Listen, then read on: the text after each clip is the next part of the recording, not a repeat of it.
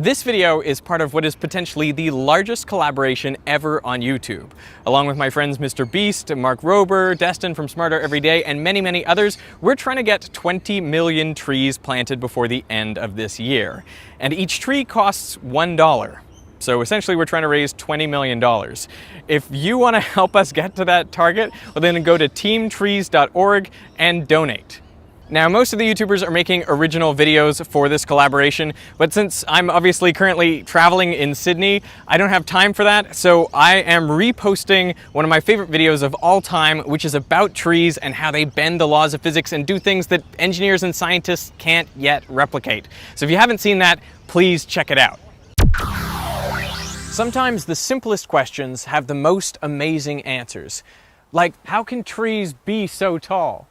It's a question that doesn't even seem like it needs an answer. Trees just are tall. Some of them are over 100 meters. Why should there be a height limit? I'll tell you why. Trees need to transport water from their roots up until their topmost branches in order to survive. And that is no trivial task. There is a limit to the height that water can be sucked up a tube. It's 10 meters. If you suck on a long vertical straw, the water will go no higher than 10 meters. At this point, there will be a perfect vacuum at the top of the straw, and the water will start to boil spontaneously. For a tree to raise water 100 meters, it would have to create a pressure difference of 10 atmospheres. How would trees do that? When I posed this conundrum, a lot of people said the answer is transpiration. And that's when water evaporates from the leaf, pulling up the water molecules behind it. Now that's clearly a mechanism a tree can use to create suction, but it doesn't help us overcome this 10-meter limit. The lowest the pressure can go is a pure vacuum, which I imagine is not happening inside of tree leaves. Right?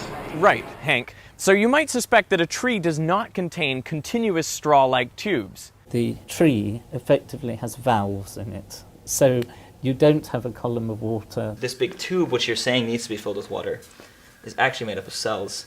Although these are good speculations, they don't turn out to be correct. Scientists who study trees find that the xylem tubes that transport water do contain a continuous water column. So how else could the tree transport water from the roots to the leaves? They don't suck, they don't use a vacuum. Okay, so how do they do it? Squeezing like a cow, like you're squeezing a cow udder all the way up. There's little tree muscles in there. Yeah. Besides being a giant waste of energy, all of the cells that make up the xylem tubes are dead. What about osmotic pressure?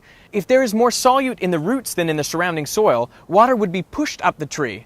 But some trees live in mangroves where the water is so salty that osmotic pressure actually acts in the other direction, so the tree needs additional pressure to suck water into the tree. Then it must be capillary action. The thinner the tube, the higher the water can climb. But the tubes in a tree are too wide. At 20 to 200 micrometers in diameter, water should rise less than a meter. So how do trees do it? Well, one of the assumptions we made is wrong. The lowest the pressure can go is a pure vacuum. In a gas, this is true. When you eliminate all of the gas molecules, the pressure is zero, and you have a perfect vacuum.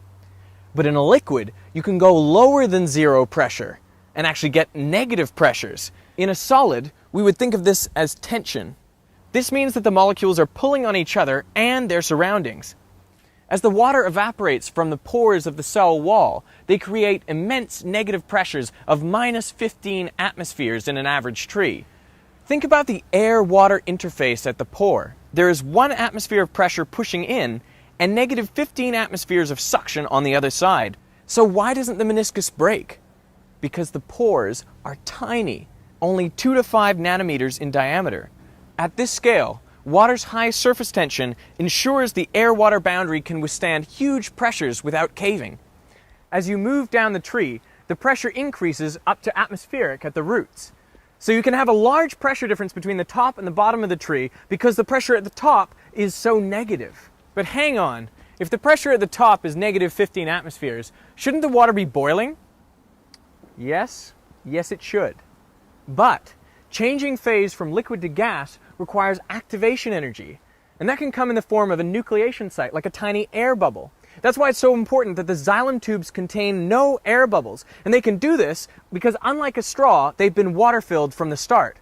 This way, water remains in the metastable liquid state when it really should be boiling.